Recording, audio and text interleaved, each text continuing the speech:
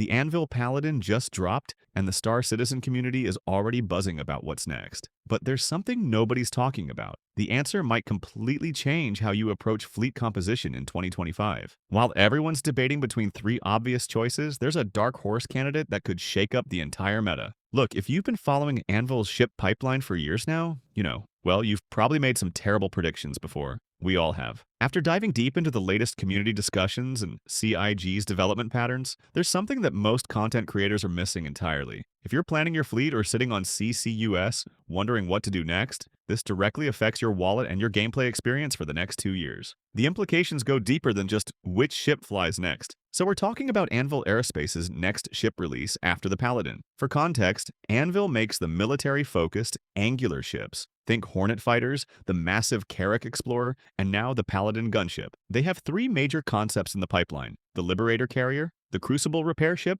and the Legionnaire boarding craft. Think of it like this. It's like asking which critical infrastructure project your city will build next when they have three different blueprints sitting approved. Most players assume it'll be whichever ship needs the least new gameplay systems, but that's where everyone gets it wrong. The contrarian take: CIG's release strategy isn't just about technical readiness anymore. It's about narrative timing and gameplay ecosystem building. They're not just shipping products, they're architecting experiences. The Liberator isn't just a ship, it's a test platform for capital ship mechanics that CIG desperately needs to validate before the Kraken and Idris become fully operational. You know that feeling when you're running mining ops with your org, and you keep running into the same problem? Your borrowed Idris feels like overkill for transport, but you need something bigger than a Hercules to move multiple ships efficiently. That's exactly the gap the Liberator fills. More importantly, it's the gap CIG needs to understand before they release proper capital carriers. The community keeps saying Liberator doesn't need new gameplay, but they're missing the bigger picture entirely. With the recent announcement of ship-to-ship refueling and rearming coming to the Idris and Polaris, the Liberator suddenly becomes the testing ground for these systems on a smaller scale. It's not about what gameplay it needs, it's about what gameplay CIG needs it to validate.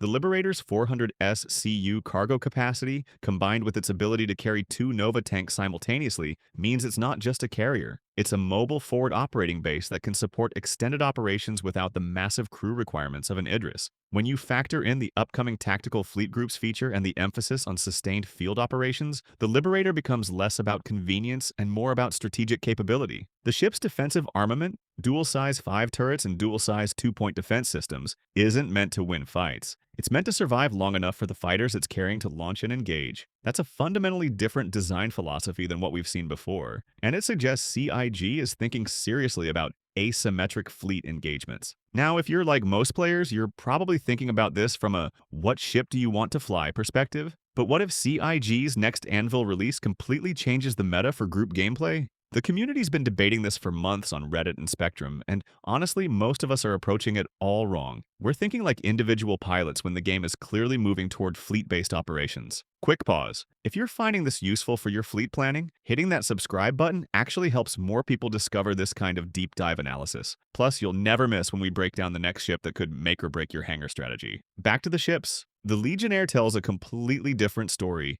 Short, punchy truth, it's already built. According to multiple community sources and development updates, the Legionnaire has been sitting in gray box for over a year, waiting for hacking gameplay. But those org leaders who've been following the monthly reports religiously have pointed out something crucial. Hacking isn't just about the Legionnaire anymore. Data running, electronic warfare, the Herald rework, it's all connected in ways that become obvious once you see the pattern. When you think about your experience trying to breach those new security stations in Pyro, it becomes clear that CIG needs boarding mechanics for their larger gameplay vision. The Legionnaire isn't just a ship release, it's the key to unlocking an entire combat paradigm that makes those massive station assault missions actually work. The recent hints about expansive gameplay in 2025 suddenly make a lot more sense when you realize the Legionnaire could be the linchpin for multi-crew tactical operations. But there's something else. The ship's design as a boarding craft means it needs to interface with docking collars, airlocks, and potentially even hull-cutting mechanics that don't exist yet.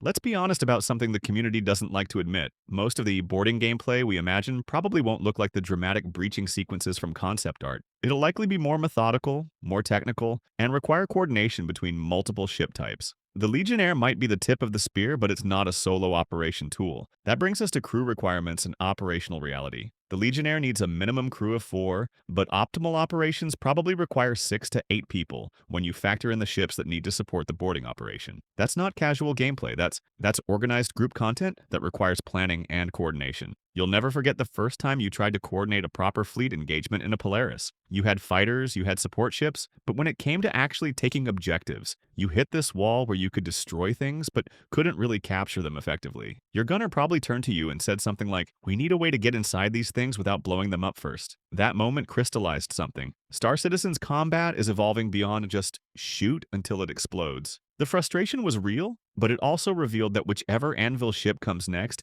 isn't just about adding another option to the fleet. It's about enabling entirely new ways to play the game. And that realization changes how you evaluate these ships entirely. Because nobody talks about this. The current combat meta heavily favors alpha strike damage and overwhelming firepower. But as missions become more complex and objectives become more varied, you need tools for precision, infiltration, and control rather than just destruction. The Crucible might be the dark horse nobody's expecting. CIG's been pushing engineering gameplay hard, and with the Paladin's focus on sustained operations, there's a clear narrative thread building toward ships that can maintain themselves and others in the field. The Crucible isn't just about repair, and it's about mobile infrastructure. But the community's missing something about the Crucible.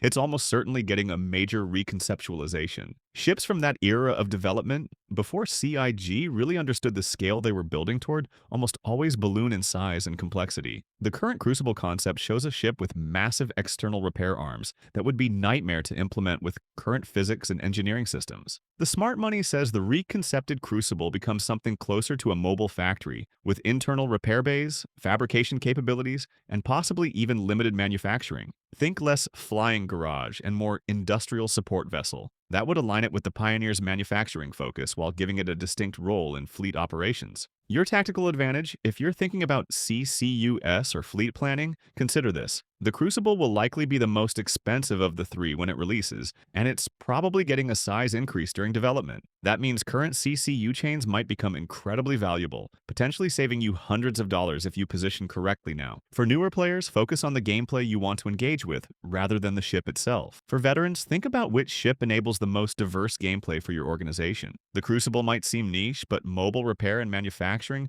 could become the backbone of persistent fleet operations, especially as the game moves toward longer mission chains and extended deployments. And there's another angle most people miss: the Crucible's role in the broader economy. If it can fabricate components and ammunition in the field, it becomes a force multiplier for any fleet operation. You're not just maintaining ships, you're enabling extended operations that would otherwise require constant supply runs back to major stations. The Spectrum forums have been going crazy over this, with some players convinced it'll be the Liberator because it's gameplay ready, while others are betting on the Legionnaire because of the hacking development hints. But the community's missing something. CIG's been talking about service gameplay a lot lately. Remember when everyone thought the Vulcan was pointless until refueling became crucial for long-range operations? The same pattern is emerging with repair and logistics support. We're all thinking like pilots when we should be thinking like fleet commanders. And fleet commanders care about sustainability, logistics, and operational tempo more than individual ship capabilities. There's also this cultural thing happening in the community where people assume the simplest ship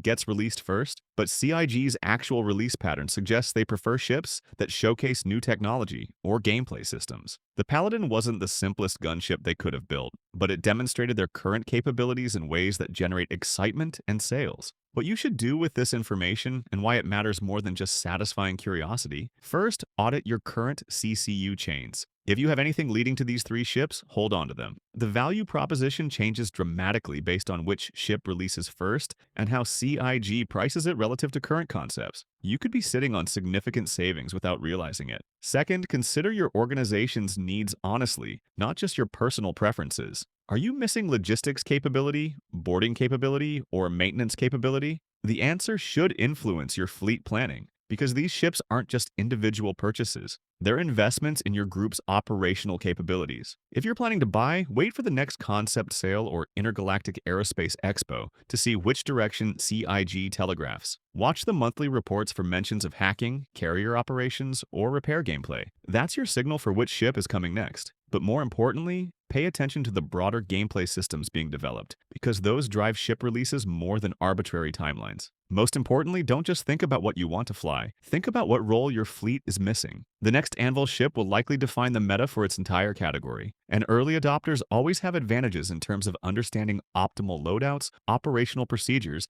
and tactical applications. And something most people don't consider, whichever ship releases first will probably influence the development of the other two. If the Liberator comes first and carrier operations prove popular, expect the Kraken to get prioritized. If the Legionnaire launches successfully, expect more specialized combat ships. If the Crucible works well, expect more industrial support vessels. There's also the economic angle that nobody talks about openly. These ships represent different approaches to monetizing group gameplay. The Liberator sells the fantasy of being a fleet commander. The Legionnaire sells tactical combat operations. The Crucible sells industrial empire building. Whichever one CIG chooses reveals something about which player fantasy they think is most commercially viable right now. So we've covered the technical readiness, the gameplay implications, and the strategic timing. But the real question isn't which ship you want. It's which ship the Star Citizen universe needs most right now to unlock the next phase of gameplay evolution. Are you betting on the Liberator's carrier operations enabling larger fleet engagements? The Legionnaire's boarding gameplay creating new mission types? Or the Crucible's industrial support changing how organizations approach long-term operations? The answer reveals more about the future of Star Citizen than just ship release schedules. It shows us which direction the game is heading and whether you're positioned to take advantage of that evolution or just along for the ride. Drop a comment with your prediction and why. Let's see who's got the best read on CIG's development priorities. And if this helped you think differently about fleet planning, that like button actually helps other players discover this kind of analysis. Remember, in Star Citizen, the best ship is the one that enables the gameplay you love. But sometimes the gameplay you'll love hasn't been invented yet. And sometimes, the ship that seems least interesting on paper becomes the most essential once you understand how all the pieces fit together.